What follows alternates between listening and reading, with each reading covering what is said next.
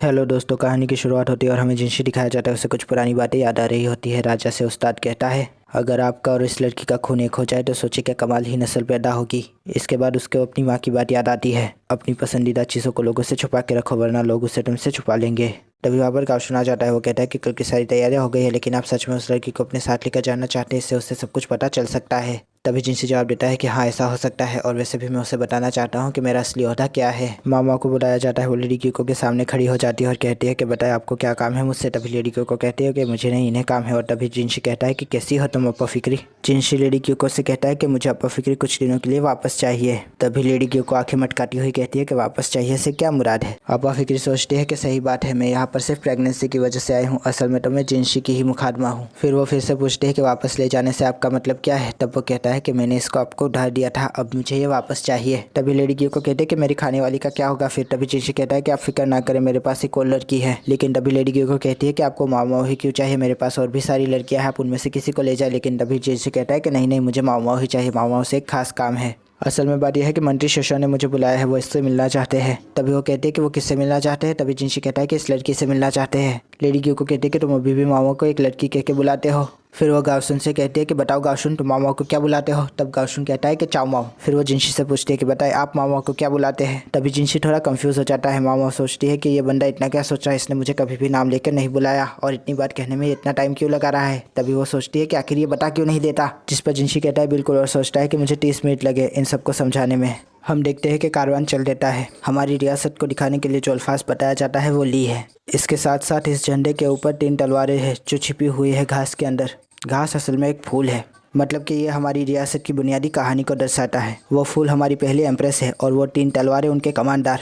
इसमें सबसे बड़ी तलवार शिहुक्शु है जो कि इस रियासत का सबसे बड़ा सूबा है, जिसके ऊपर हुक्मरानी है शिशु की। फिर वो अप्पा फिक्री को जगाता हुआ कहता है कि मैं तुम्हें इतनी अहम बात बता रहा हूँ और तुम सो रही हो। तभी अप्पा फिक्री कहती है कि कमांडर बेसन शिक्षु में क्या हुआ था। तभी कमांडर बेसन कहता है कि शिहुक्शु, और वहाँ पर कुछ हुआ नहीं था, वो हमारी रियासत का सबसे बड़ा सूबा है, मैं ये कह रहा था, जिसके ऊपर हुक्मरानी है शिशु की, जिन्होंने मास्टर जिनशी को आज शिकार के लिए बुलाया है। असल बात यह है कि वो राजा को बुलाना चाहते थे, लेकिन राजा ने मना कर दिया, इसलिए उन्हें जिनशी को बुलाना पड़ा। खैर ये भी कोई कम बात नहीं है। तभी कमांडर बेसन कहता है कि पता नहीं मेरे अब्बा को तुम्हारी इतनी क्यों चिंता होती है। तभी अप्पा फिक्री सोचती है कि अब्बा कमांडर बेसन गायशुन के बेटे हैं, लेकिन उनकी अहमियत को मद्देनजर रखते हुए उन्हें अलग से बुलाया गया है, इसलिए उन्होंने अपने बच्चे को जिनशी के साथ भेजा है उनकी सहायता करने के लिए। जाहिर सी बात है वो पैदाइशी किन्नर नहीं थे, उन्हें हरम में लाने के बाद किन्नर बनाया गया था। उनका बेटा होना एक मामूली बात है। तभी रास्ते में पत्थर आ जाता है। तभी बेसन कहता है कि हम लोग पहुंच गए। मामा उस जगह को देखकर बहुत हैरान हो जाती है। वो कहती है कि यह जगह बहुत ऊंचाई पर है और बहुत ज़्यादा ठंडी है, और इसीलिए मासी के राजा इसको बहुत पसंद करते थे।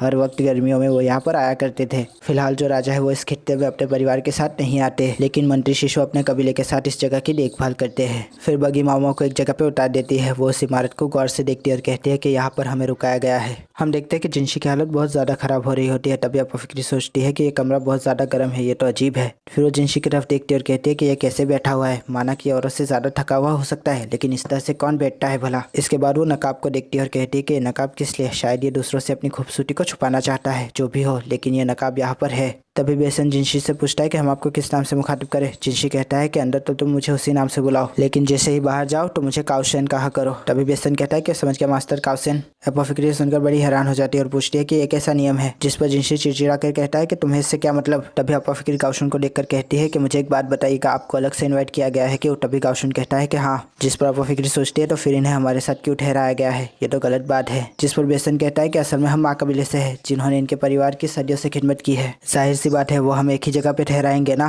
तभी मामा कहते हैं कि अब मैं समझी, इसका मतलब मास्टर जिनशी बहुत ही रईस खानदान से ताल्लुक रखते हैं। तभी बेसन अपने पिता को पूछता है कि आखिर इस लड़की के साथ मसला क्या है। फिर गावशुन से कोने में लेकर चले जाते हैं और कहते हैं कि असल में इस लड़की को कुछ नहीं पता, मास्टर जिनशी से सब कुछ बताने वाले हैं, तब तक अपना मुंह बंद रखना। जिस पर बेसन पूछता है कि आखिर ये लड़की इतनी अहम क्यों है। तभी वो उसके सर पे मार देते हैं और अप्पा फिक्री दूर से सोचती है कि आखिर ये लोग कर क्या रहे हैं। खैर मुझे क्या, मैं जाके अपना काम करती हूँ, वरना लेडी शिरन को अगर पता चला कि मैंने कोई काम नहीं किया तो बहुत गुस्सा हो जाएगी। हम देखते हैं कि बाहर पार्टी हो रही होती है, लेकिन अप्पा फिक्री बर्फ की सिल्ली सेक रही होती है। बर्फ की सिल्ली सेक रही होती है। खैर जो भी हो, वो सोचती है कि आखिर कैसा बंदा है, बाहर पार्टी चल रही है और ये सारे खिड़की दरवाजे बंद करके अंदर बैठा हुआ है। तभी वो पूछती है कि जिंशी क्या हम दरवाजे खिड़कियां खोल सकते हैं कम से कम। तभी जिंशी कहता है कि नहीं, इसकी कोई ज़रूरत नहीं है। वो पूछती है कि ये तो कछुआ है ना। तब जिंशी कहता है कि हाँ। वो कहती है कि ये तो सच में बहुत ही लजीज लग रहा है। वो सबसे पहले शुरुआत एक जाम से करती है। वो कहती है कि ये तो बहुत ही ज़्यादा तेज़ है, लेकिन इसके अंदर फलों का रस डाला गया है इसको छुपाने के लिए। जितनी भी साइड डिशेस है वो सारी की सारी डेजर्ट है। फिर वो देखते हैं कि गायशुन उसके लिए टिफिन लाता है और वो कहती है कि ये तो खाना है, इसका मतलब आप ये नहीं खाने वाले। तब जिंशी कहता है कि तुमसे चखवाया है, इसका मतलब ये नहीं कि मैं इसे खाऊंगा। तभी मामा कहती है कि आपको खाना नहीं था तो मुझसे चखवाया क्यों।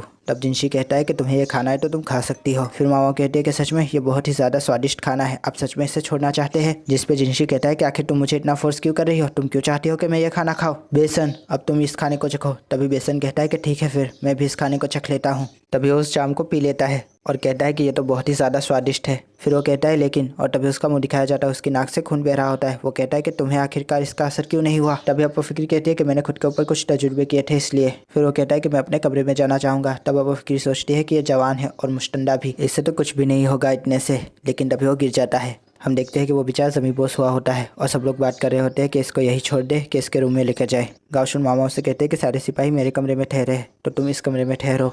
हम देखते हैं कि मामाओं नहा रही होती है और वो कहती है कि ये तो बहुत ही अच्छा बाथरूम है। फिर मामाओं सोचते हैं कि कल शिकार का दिन है, मैं चाहूंगी कि कोई हादसा ना हो। हमें 3 नकाबपोश लोग दिखाए जाते हैं, उनके हाथ में एक बंदूक होती है। वो बात करते हैं कि ये एकदम लेटेस्ट मॉडल है और इसकी रेंज और एक्यूरेसी में बढ़ोतरी की गई है। अपा फिक्र कहते हैं कि शिकार के लिए हमें घोड़े पर आधे घंटे की दूरी का फासला तय करना है। इसके बाद पर्वतों के बीच पैरों से चलते हुए 1 घंटे का सफर और करना होता है। पकड़े गए शिकार को पकाने के लिए वहाँ पर एक रसोई घर भी बनाया गया है और हम देखते हैं कि वहाँ पर सब लोग अपने तंबू गाड़ देते हैं। मामा सोचती है कि मेरे लिए तो कोई भी काम नहीं है, एक काम करती हूँ, थोड़ा घूम फिर लेती हूँ। फिर वो जंगल में चली जाती है। वो कहती है कि ये तो बहुत ही ज़्यादा अच्छी जगह है, यहाँ पर तो बहुत सारे मशरूम और जड़ी बूटियाँ हैं। फिर अपा फिक्री रुक जाती है, उसे पानी के गिरने की आवाज़ आती है। वो कहती है कि झरना आसपास ही है, लेकिन तभी वहाँ पर कुत्ते के भौंकने की आवाज़ आती है। फिर वो देखती है कि पर एक और मर्द की आवाज़ आ रही होती है और वो कोई नहीं लिहाकू होता है। वो उसके पास चली जाती है, वो कुत्ते से खेल रहा होता है। वो मामा को देखकर चौंक जाता है और कहता है कि तुम यहाँ क्या कर रही हो। तभी मामा कहती है कि मैं तुम्हारे साथ बैठूं, असल में मुझे लाया गया था यहाँ पर गार्ड की निगरानी करने के लिए, लेकिन मैं देख रहा हूँ कि मुझे कुत्ते सौंप दिए गए। कितनी बुरी बात है ना। मामा सोचते हैं कि लिहाकू को बाहर की ज़मीन पे क्यों भेजा गया है, ये तो नए है, शायद इसलिए क्योंकि बड़े ओहदे वाले चाहते होंगे कि इन्हें बाहर का भी तजुर्बा आए। फिर मामा कहते हैं कि मुझे आपके लिए बुरा लग रहा है, लेकिन अभी वो कहता है कि ऐसी कोई बात नहीं है। फिर वो सीटी निकाल के कुत्ते को उठक बैठक करवाने लगता है, जिसको देखकर मामा कहती है कि ये तो काफ़ी ज़्यादा अच्छा है। फिर वो कहता है कि तुम जानते हो इसकी आवाज़ ये मीलों दूर तक सुन सकता है और उसके हिसाब से काम भी कर सकता है। फिर वो कहती है कि अच्छा आप समझी, और फिर उन दोनों को देखकर कहती है कि ये दोनों तो जुड़वा भाई लगते हैं। फिर हमें एक आलीशान जगह दिखाई जाती है। मामा कहती है कि ये समर रिजॉर्ट तो बहुत ही अच्छा है, लेकिन आज आसमान एकदम साफ़ है और गर्मी बहुत तेज़ आ रही है। इतनी गर्मी होने के बावजूद इन्होंने निकाब करके रखा हुआ है और कुछ भी नहीं खा पी रहे। अजीब है नहीं। हम देखते हैं कि सारे लोग जिंशी को बड़ी अजीब नज़र से देख रहे होते हैं। फिर मामा कहते हैं कि मंत्री शिशु लेडी लिहुआ के पिता है, वो शिहुकू के हुक्मरान है और इस जगह के आयोजक भी। वो कहते हैं कि वो कुछ तो बातें कर रहे हैं, क्या वो किन्नर बहुत ही अच्छा है, ये सबको दिखा रहा है। हम देखते हैं कि बारान बहुत हैरान होता है। मामा उसे देखकर कहती है कि आखिर ये क्यों हैरान है। तभी उसकी झपकती है और वो कहते हैं कि क्योंकि गर्मी बहुत ज़्यादा है कहीं। तभी गावशुन मामा को इशारे से मना करते हैं और मामा कहते हैं कि क्या ये मुझे मना कर रहे हैं, लेकिन क्यों। हम देखते हैं कि जिनसे से गर्मी बर्दाश्त नहीं होती और वो उठ जाता है और जाने लगता है। तभी गावशुन मामा को कहते हैं कि शाओमा, और शाओमा वहाँ से उठकर चली जाती है चीनी वाला पानी लेकर जिनशी के पास।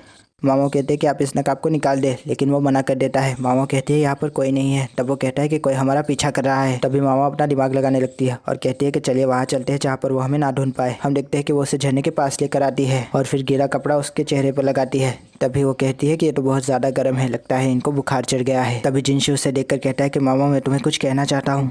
तभी मामा कहती है कि यहाँ पर। वो कहता है कि हाँ, एक ऐसी ज़रूरी चीज़ है जो मैंने तुमसे छुपाई है, मैं एक। और तभी वहाँ पर गोली चल जाती है। मामा कहते हैं कि ये लोग कौन है। तभी दूसरी गोली चलती है और जिनशी मामा को बचा लेता है। मामा कहते हैं कि ये तो सल्फर की स्मेल है। तभी जिनशी उसे लेकर भागने लगता है और कहता है कि यह फैफा है। फिर जिनशी कहता है कि मुझे माफ़ करना, इससे तुम्हें थोड़ा डर लगेगा, और फिर वो झरने में छलांग लगा देता है। मामा कहते हैं कि इससे मुझे थोड़ा डर लगेगा। हम देखते हैं एक नकाबपोश कहता है कि क्या हमें उसे ढूंढना चाहिए। तब दूसरा कहता है कि नहीं, झरने के अंदर वो नहीं बचे होंगे, ये बहुत ही ऊंचा है। हम देखते हैं कि जिनशी मामा के साथ झरने के पीछे वाली गुफा में होता है। वो उसको सीपीआर दे रहा होता है और इसी बीच अचानक से मामा की आँख खुल जाती है, वो खांसने लगती है। फिर जिनशी कहता है कि मुझे माफ़ करना, मुझे नहीं पता था कि तुम्हें तैरना नहीं आता। तब वो कहते हैं कि हम जिस सिचुएशन में थे उसमें मेरा तैरना ना तैरना एक बराबर था। फिर वो सोचते हैं कि वो झरना कम से कम 50 मीटर ऊंचा था। आखिर ये कहाँ की समझदारी थी। अपा फिक्री कहती है कि मुझे लगता है कि आप पागल हैं। तभी जिनशी कहता है कि यह झरना बहुत ही ज़्यादा गहरा है, अगर आप सही तरीके से कूदे तो आपकी जान नहीं जाएगी, लेकिन अगर आप डूब गए तो अलग चीज़ है। तभी मामा कहते हैं कि डूब गई तो अलग चीज़ है। सही कहा।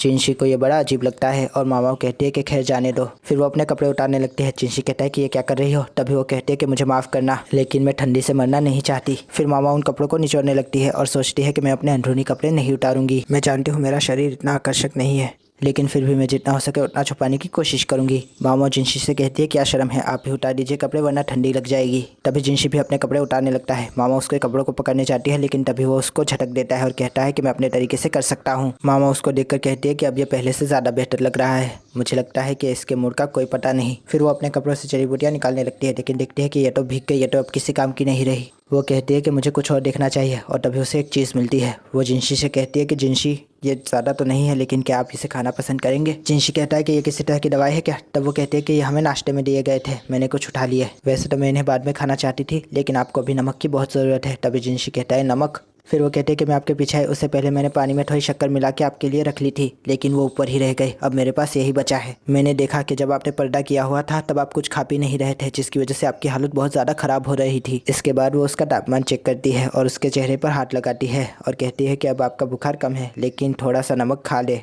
फिर जिनशी कहता है कि तुम इतना ही कह रही हो तो मैं खा लेता हूँ, और फिर वो उसे खाने लगता है और कहता है कि इतना भी बुरा नहीं है जितना कि मैंने सोचा था। तभी अपा फिक्री का पेट आवाज़ करने लगता है और हमारा प्यारा सा जिनशी कहता है कि अच्छा ये बात है। फिर वो एक गोली को उठा लेता है और कहता है कि अपा फिक्री करो लेकिन अपा फिक्री उसके हाथ से गोली ले लेती है और कहती है कि शुक्रिया और खाने लगती है। अपा फिक्री पूछती है कि आखिर वो था क्या। तभी जिनशी कहता है कि फाइफा, उसके अंदर गन पाउडर डाल के उसे लोड किया जाता है। एक बारी में एक ही गोली चलती है और वहाँ पर 2 गोलियाँ एक के बाद एक चली, इसका मतलब वहाँ पर कम से कम 2 फाइफा थे। तभी मामा सोचती है कि आखिर इससे कौन मारना चाहेगा, आखिर कौन इतनी नफरत करता है इससे। फिर वो कहते हैं कि यहाँ से वापस कैसे जाए, क्या तैर के जाना पड़ेगा। तभी जिनशी कहता है कि यहाँ पीछे एक मुहाना है, जिस पर अपा फिक्री कहती है कि क्या उन्हें पता चल जाएगा। तब जिनशी कहता है कि मुझे नहीं पता कि बेशन को पता चलेगा या नहीं, लेकिन हमें वहाँ पर जाना तो पड़ेगा। वो दोनों मुहाने को देख रहे होते हैं। मामा कहती है कि चिल्ला कर देखे क्या। तभी जिनशी कहता है कि पागल हो, वो लोग आसपास ही होंगे। तभी मामा कहती है कि ठीक है और फिर सीटी बजाने लगती है। जिनशी कहता है कि ये क्या था। तब मामा कहती है कि बस ऐसे ही बजा रही थी। फिर वो कहता है कि शायद हम वहाँ तक पहुँच सकते हैं। फिर मामा कहते हैं कि अगर सूर्यन को पता चला कि मैंने जिनशी पे पैर रखा तो। तभी जिनशी कहता है कि अगर तुमने मेरे ऊपर पैर रखने के बारे में सोचा भी तो मैं तुम्हें मसल दूंगा, लेकिन अभी चलो करो ये। हम देखते हैं कि अपा फिक्री जिनशी के कंधों पे चढ़ जाती है। पत्थरों के ऊपर फिसलन होने की वजह से वो पत्थर पकड़ नहीं पाती। वो कहती है कि थोड़ा और ऊपर जाना पड़ेगा। फिर वो जिनशी के ऊपर खड़ी हो जाती है और आखिरकार पत्थर तक रसाई हासिल कर लेती है, लेकिन एक मेंढक उसके माथे पर बैठ जाता है। वो कहती है कि मेंढक, और फिर वो माथे को झटकने लगती है, लेकिन जिसकी वजह से उसका तवाज़ुन बिखर जाता है और जिसकी वजह से जिनशी और वो नीचे गिर जाते हैं। अचानक से सब कुछ शांत हो जाता है, लेकिन तभी अपा फिक्री कहती है कि आप ठीक तो है, लेकिन जिनशी उसे बड़े ध्यान से देख रहा होता है। मामा भी उसे ध्यान से देखने लगती है। एक लम्हे के लिए मानो सन्नाटा छा जाता है वहाँ पर। वो कहते हैं कि मुझे माफ़ कर दीजिएगा जिनशी, और ये कहकर उठने लगती है, लेकिन तभी जिनशी उसे कस के पकड़ लेता है और यहाँ पर यह एपिसोड खत्म हो जाता है। आशा करता हूँ आपको ये रिव्यू पसंद आएगा दोस्तों। अगर पसंद आया हो तो लाइक कीजिए, शेयर कीजिए, सब्सक्राइब कीजिए, ज़्यादा पसंद आया हो तो कमेंट भी कीजिए दोस्तों। थैंक यू, खुदा हाफिज़, अपना ध्यान रखिएगा, फिर मिलेंगे। Thank you.